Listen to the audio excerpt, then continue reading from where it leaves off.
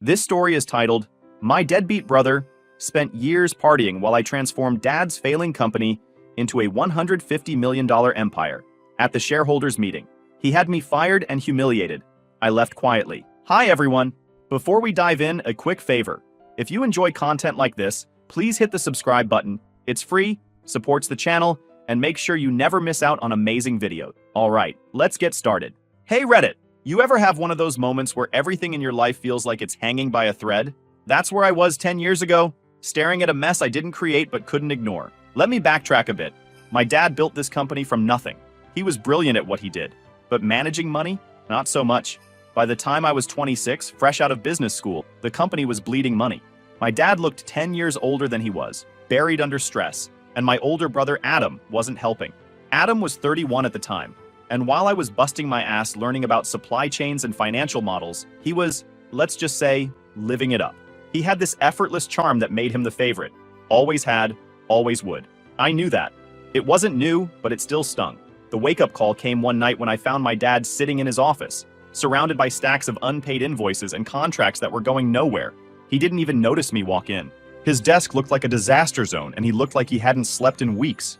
When he finally noticed me, he said, "I think it's over, son. I don't know how to fix this." That hit me harder than I expected. I don't know if it was the weight of his words or the realization that everything he worked for might collapse, but something inside me just clicked. I told him I'd handle it. I don't know if he believed me at the time, but he didn't argue, and honestly, I think he was just relieved someone was stepping up. From that moment, I practically lived at the office. I learned every detail about how the company worked, or more accurately, how it wasn't working. I got familiar with the numbers, renegotiated contracts, and talked to every client who'd walk through the door. A lot of them didn't want to hear from me. I was young, inexperienced, and they'd already lost trust in us. I can't tell you how many times I got told no or got doors shut in my face, but I just kept showing up. People noticed that, you know? Even the ones who didn't like me much started to take me seriously after a while. The first year was brutal. I mean, I was pulling 16-hour days minimum. My dad was still technically running things, but he left most of the decisions to me. I cut unnecessary spending left and right. That included some of Adam's more indulgent expenses. He had this thing where he'd charge personal stuff to the company account, and no one ever stopped him. I stopped it. He didn't take that well. I still remember him showing up at the office one day just to laugh at me. "Look at you playing CEO," he said. "Don't get too comfortable. Dad'll never let you have it." I ignored him, like always. I knew how this game worked. Adam was the favorite. He always got the credit for things he didn't do and the benefit of the doubt when he screwed up. But I wasn't doing this for approval. I was doing it because I couldn't let my dad's work go down the drain. By the end of that year, things started to turn around. We weren't thriving yet, but we weren't drowning either. Slowly, we started building a reputation again. Clients began to come back. Employees started to trust that their jobs weren't on the chopping block, and the company was actually making money. It wasn't a lot, but it was something. Here's the thing about success, though. It doesn't fix everything. My dad was proud of the progress we'd made, but in his eyes, Adam could do no wrong. No matter how much I accomplished, Adam was always his golden boy. At family dinners, my dad would talk about Adam's business sense, even though Adam was barely around. Meanwhile, I was crunching numbers and planning expansion strategies, while everyone else was talking about vacation. It wasn't fair, but life rarely is. I decided pretty early on that I didn't need the credit. If Adam wanted to take all the praise, fine. I had bigger goals in mind. My dad's approval would have been nice, sure. But what mattered to me was making the company something worth being proud of. Something sustainable. Something I could look at and say, yeah, I did that. In the years that followed, the company transformed. We started offering new services, developed some tech solutions that set us apart, and expanded into markets we never thought we could reach. Revenue grew steadily, from scraping by to hitting 8 figures and eventually crossing into 9. It was surreal watching something that was once on the brink of collapse turn into an industry leader. I should have felt on top of the world, but there was always this undercurrent of tension. Adam, he wasn't as absent anymore. As the company became more successful, he started popping up at the office more often, acting like he was an integral part of the operation. Everyone knew better, but no one said anything, not even Dad. Looking back, I think that was the first sign that something was off. Adam didn't like that the spotlight wasn't entirely on him anymore. He'd joke about how I was too serious or needed a life outside the office. But behind those jokes, there was this edge to him, like he was gearing up for something. I didn't know what, but I could feel it. Still, I kept my head down and focused on the work. I wasn't about to let his insecurities derail what I'd spent years building. At least that's what I told myself. In reality, I didn't think he could do much damage. I underestimated him. That was my first mistake. But for now, let's just say that by the time we hit $150 million in revenue, the cracks were already starting to show.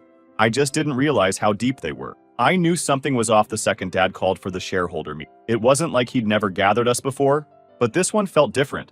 The way he phrased it, a significant announcement about the company's future, had a finality to it. I figured it was about his retirement. After all, he'd been talking about stepping back for years now, especially after the company had stabilized. I wasn't nervous. If anything, I was ready. I'd been running the company for years in all but title, and this meeting seemed like a formality to make it official. I'd worked my ass off for this. I wasn't looking for a pat on the back, but I figured this was the natural progression. Who else would take over? Adam showed up late, of course. That was classic Adam. I was already at the boardroom table, going over my notes for the presentation I'd prepared, when he strolled in like he didn't have a care in the world. He was all smiles, shaking hands, cracking jokes. Everyone loved him. That's the thing about Adam. You'd almost forget that he'd never done anything to earn the respect he got. He just had this way of making people feel like he belonged, even when he didn't. He gave me a wink as he sat down, and something about it made my stomach turn. Not because I was scared. Adam had never been a real threat, but because it felt calculated. I brushed it off. No sense in letting my imagination run wild before the meeting even started.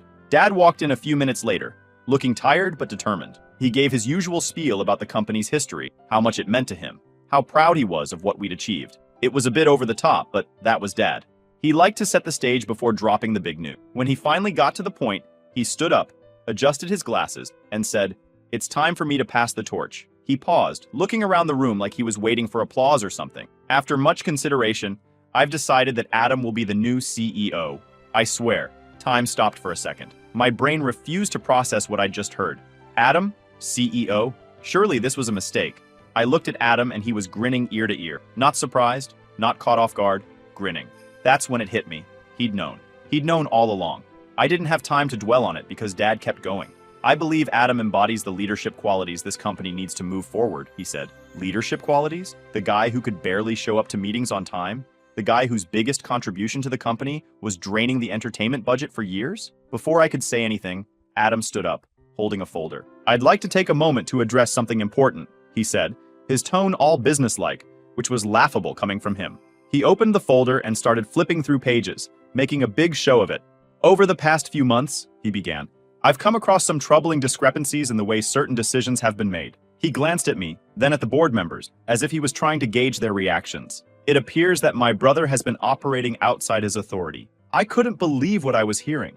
He went on to accuse me of making unauthorized deals, overstepping my role, and jeopardizing the company's reputation. He painted a picture of me as this reckless, power-hungry figure who'd been running wild while Dad was distracted. It was all so carefully worded, just vague enough to sound plausible without offering any real evidence. I opened my mouth to defend myself, but Dad cut me off. "Let him finish," he said, his voice calm but firm.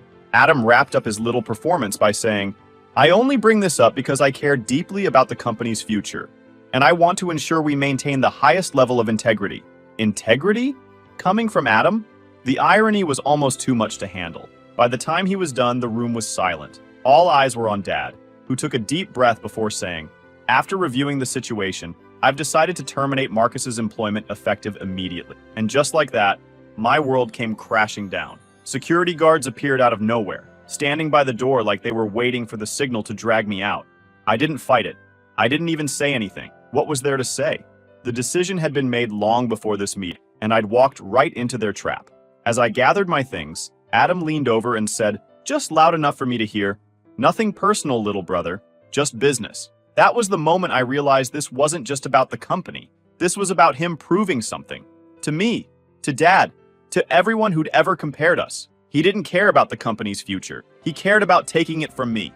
I walked out of that boardroom with as much dignity as I could muster, but inside I was boiling. Not just because I'd been blindsided, but because Adam had managed to turn years of hard work into a weapon against me. He hadn't just taken the job, he'd taken the narrative. By the time I got to my car, my phone was already blowing up. Texts from colleagues, friends, even a few board members who were shocked by what had happened. I ignored them all. I needed to think. The drive home was a blur. I kept replaying the meeting in my head, trying to figure out how I'd missed the signs. Looking back, they were all there. Adam showing up at the office more often. Dad being unusually secretive, even the way some of the board members had been acting distant lately. I'd been so focused on running the company that I hadn't seen the storm brewing right under my nose. When I got home, I sat in the dark for hours, trying to make sense of it all. How could Dad, the man who'd watched me pour my life into this company, choose Adam? Was it loyalty, blind favoritism, or was I just that replaceable in his eyes? Whatever the reason, one thing was clear. I was out, and Adam was in. But here's the thing about Adam. He's good at playing the part, but he's terrible at understanding the stakes. While he was busy celebrating his win, he didn't realize that I wasn't walking away empty-handed. Far from it. I had spent years building more than just a company. I had built leverage, and while they were busy plotting my downfall, they didn't bother to check just how deep my roots ran. That night, I made a decision. I wasn't going to fight Adam directly. That's what he'd expect, and that's what he wanted. A chance to paint me as bitter and vengeful. No, I was going to do something much smarter. I was going to wait. And when the time came, I was going to remind them all exactly who built this empire in the first place. The first thing I did was reach out to a handful of key people who had stuck with the company through thick and thin.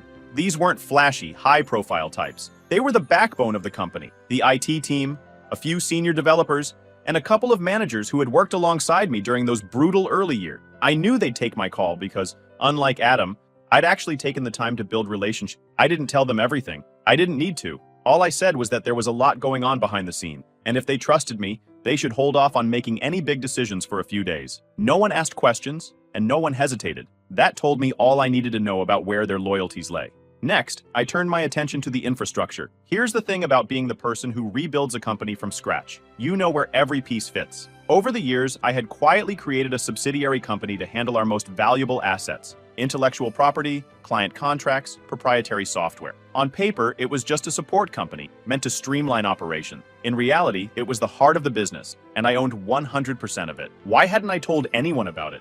Because I knew something like this would happen eventually. Maybe not exactly this, but I always had a feeling that Adam would try to pull some power play. And Dad, well, let's just say I'd stopped expecting him to have my back a long time ago.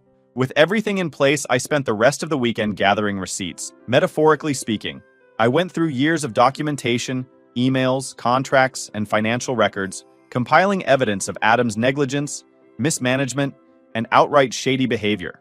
Some of it was small stuff, like frivolous spending and missed deadlines. Other things were bigger: side deals with competitors, questionable transactions, and decisions that had put the company at risk. By Sunday night, I had a folder so thick it could have stopped a bullet. That wasn't the end game, though. My goal wasn't to destroy Adam outright. That would have been too easy, and honestly, it wouldn't have fixed anything.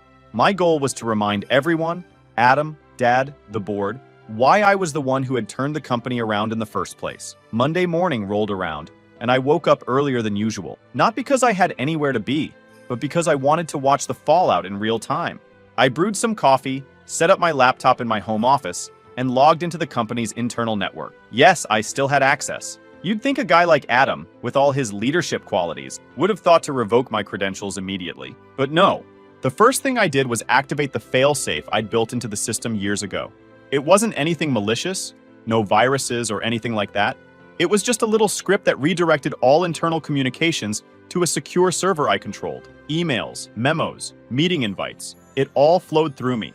Then I turned my attention to Adam's computer. Again, no hacking required. He hadn't even bothered to change his password. It was still the same one he'd been using since college. I uploaded a video file to his desktop and set it to autoplay the moment he logged in. The video?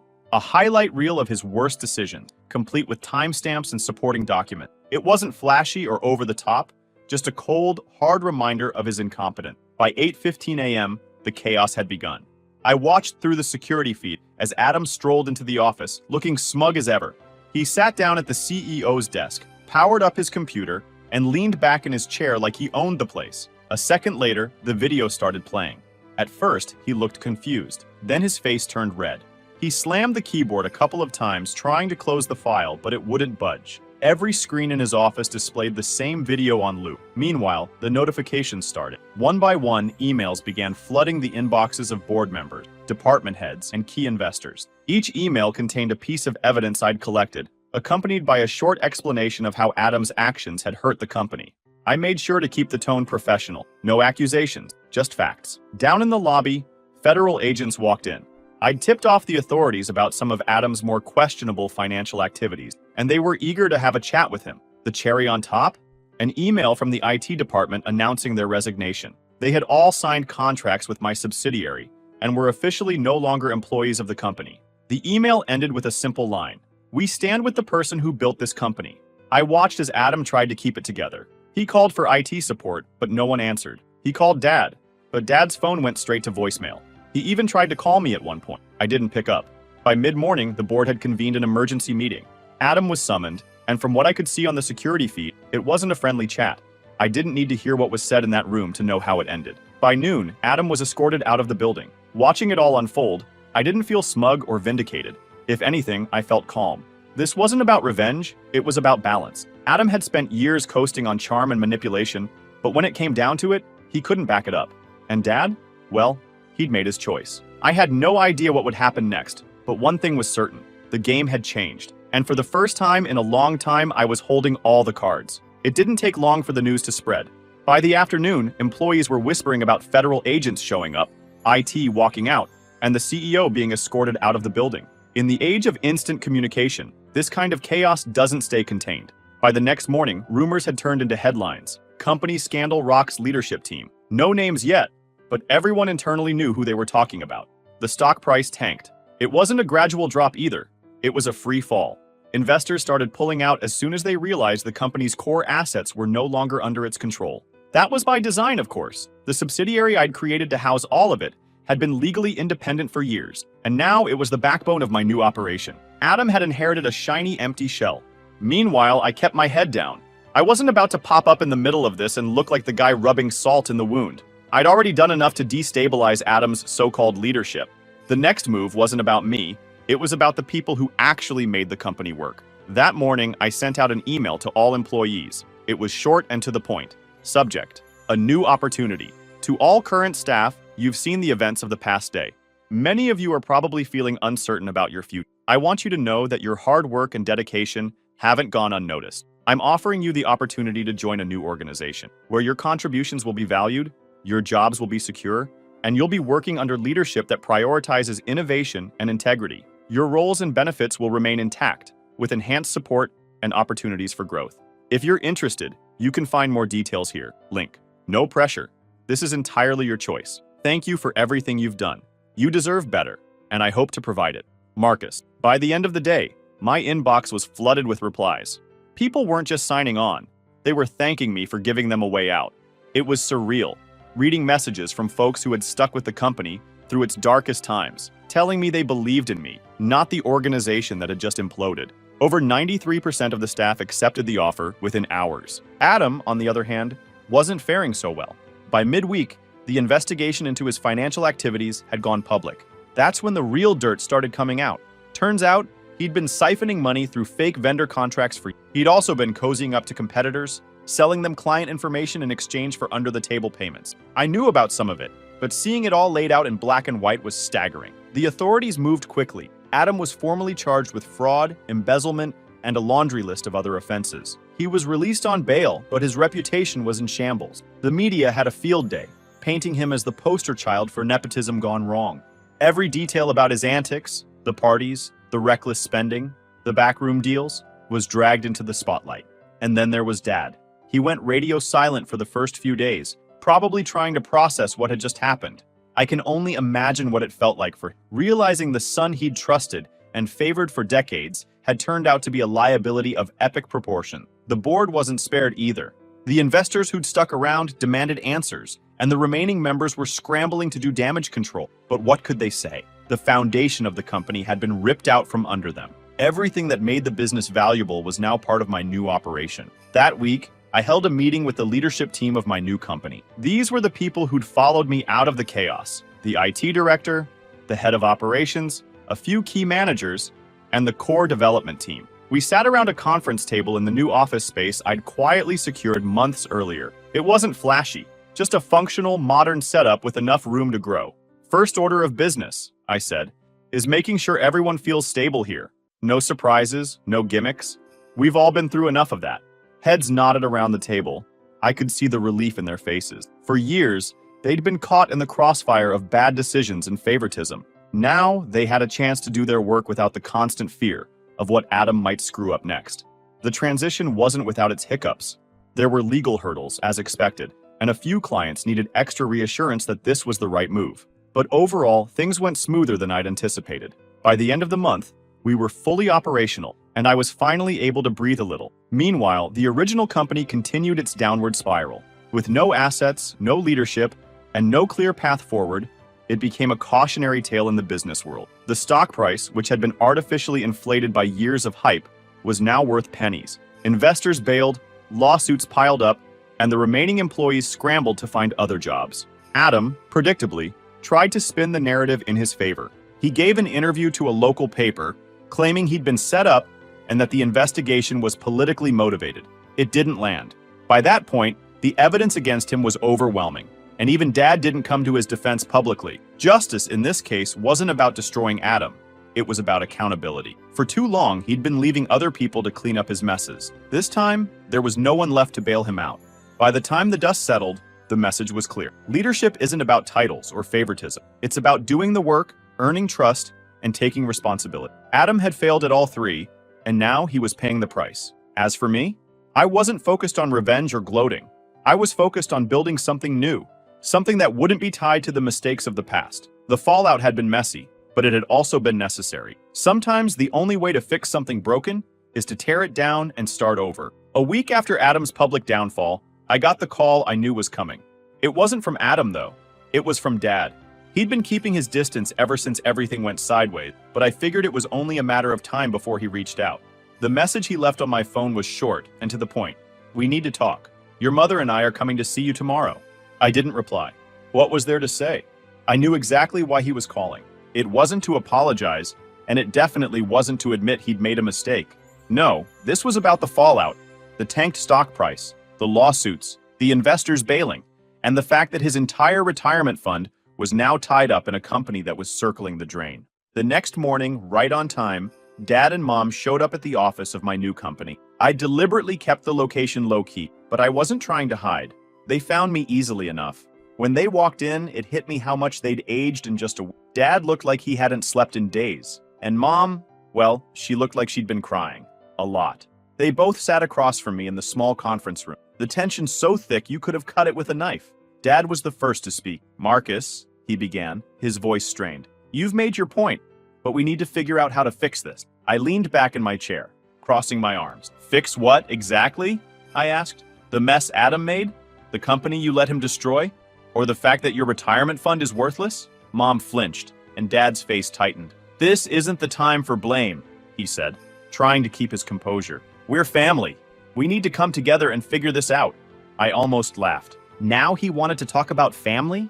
After years of letting Adam walk all over me? After firing me in the most humiliating way possible? Now he was interested in unity? "You don't get to play the family card now, Dad," I said, keeping my tone even. "You made it pretty clear where your loyalty lies." He sighed heavily, running a hand over his face. "I didn't know what Adam was doing," he said. "Didn't you?" I shot back. "You might not have known the details, but you knew he wasn't qualified. You knew he was spending money he shouldn't have been. You knew he wasn't showing up half the time, and you let him take over anyway." Mom started to speak, but I held up a hand to stop her. "Don't," I said, shaking my head. "You don't get to defend him either. You both made this bed. Now you want me to clean it up?" There was a long silence. Finally, Dad said, "Your mother and I are in a bad spot. Everything we've saved is tied up in that company. If we don't figure something out, we could lose the house." And there it was, the real reason for it wasn't about Adam or the company. It was about money. I took a deep breath, leaning forward on the table. "I'm going to help you," I said. Relief washed over their faces, but I wasn't done. "Here's how it's going to work," I continued. "I'll buy your shares in the company at their original value. That'll give you enough to keep the house and retire comfortably. But there are conditions." Dad frowned. "What kind of conditions?" "First," I said, "you both sign a non-disclosure agreement. That means no talking to anyone, friends, family, reporters, about what happened with Adam or the company. Second, you retire quietly. No more meddling, no more trying to fix things. And third, the money comes with strings attached. You'll get a monthly allowance, and any major expenses have to be approved by a trustee." Mom looked like she wanted to protest, but Dad put a hand on her arm. "That seems extreme," he said carefully. "Extreme?" I repeated, leaning back in my chair. "Dad, this is me being generous. I don't owe you anything. After everything that's happened, I could have walked away and left you to deal with the mess you made. But I'm not doing this for you. I'm doing it because deep down, I still care about this family, even if you don't deserve it. That last line hit harder than I expected. For a second, I thought Dad was going to argue, but then he nodded slowly. Fine, he said. We'll sign whatever you need us to sign. Mom looked at him, wide-eyed. Leonard? It's the best we're going to get, he said, cutting her off. I stood up, signaling that the meeting was over. I'll have the papers ready by tomorrow. Once you've signed, the funds will be transferred within 48 hours. They stood too, and for a moment, we just stared at each other. This was the man who'd always told me to take responsibility, to own my mistakes, to be better. And here he was, broken and defeated, asking for a bailout from the son he'd overlooked for years. As they left, Dad turned back and said, "You're a better man than I gave you credit for." I didn't respond. Words didn't mean much to me anymore, not from him. When the door closed behind them, I sat back down and stared at the table for a long time. This wasn't the victory I'd imagined. It didn't feel like a victory at all, but it was necessary. Sometimes doing the right thing doesn't feel good. It just feels like closure. The day my parents signed the papers, I didn't feel relief or satisfaction, just a strange kind of emptiness. It was done. They'd agreed to the terms, and the money was on its way to them. I knew it was the right thing to do, but it didn't feel like a win. If anything, it felt like I was finally putting an end to something that had been broken for years. But life doesn't pause for reflection. While my parents settled into their new financial reality, I had a company to run. A company that, for the first time, was entirely my own. The transition from the old company to my new venture had been smoother than I expected. Most of the staff came over willingly, and the clients who mattered stuck with us. It wasn't just loyalty. They knew the value of the relationships we'd built and the systems we'd created. If anything, the chaos surrounding Adam's downfall had only solidified their trust in me. They saw who the real driving force behind the company had been all along. One of the biggest changes I made was how we operated as a company. I'd learned a lot from the mistakes of the past, especially about transparency and communication. Under the old regime, decisions were often made behind closed doors, and people were left scrambling to adjust without any real explanation. I wanted to do things differently. We started having weekly all-hands meetings where I laid out everything: progress, challenges, upcoming goals. No fluff, no corporate jargon, just straight talk about where we were and where we were headed. The first few meetings were a little awkward. People weren't used to that level of openness, and I could tell some of them were waiting for the other shoe to drop. But over time, they started to relax. They started to believe me when I said we were in this together. One of the most satisfying moments came about a month in, when one of the senior developers pulled me aside after a meeting. He'd been with the company for years, one of the quiet workhorses who got things done without ever making a fuss. "Marcus," he said, "I just wanted to say thanks. I've been here a long time, and this is the first time I felt like someone actually cares about what we're doing." It caught me off guard. I didn't know what to say, so I just nodded and said, "That means a lot. Thank you for sticking with us." Those little moments reminded me why I was doing this. It wasn't about proving anything to Adam or Dad or anyone else. It was about building something meaningful, something that people could be proud to be a part of. By the end of the first quarter, we were not only stable but thriving. Revenue was up, client retention was at an all-time high, and we'd even started bringing in new business. The team was energized, and the office buzzed with the kind of excitement I hadn't seen in years. One day, as I was walking through the office, I overheard a couple of employees talking near the coffee machine. They didn't notice me, and I didn't interrupt. "Honestly," one of them said, "this is the best thing that could have happened. The old company was such a mess. I feel like we actually have a future here." The other one nodded. "Yeah, Marcus gets it. He's not just sitting in an office barking orders. He's actually building something with us." Hearing that felt better than any award or recognition ever could. It wasn't just about the numbers or the growth. It was about the fact that people believed in what we were doing. Meanwhile, the old company was barely limping along. The lawsuits were piling up, the stock was essentially worthless, and the remaining employees were jumping ship as fast as they could. Adam, from what I heard, was trying to stay out of the spotlight, but the damage to his reputation was done.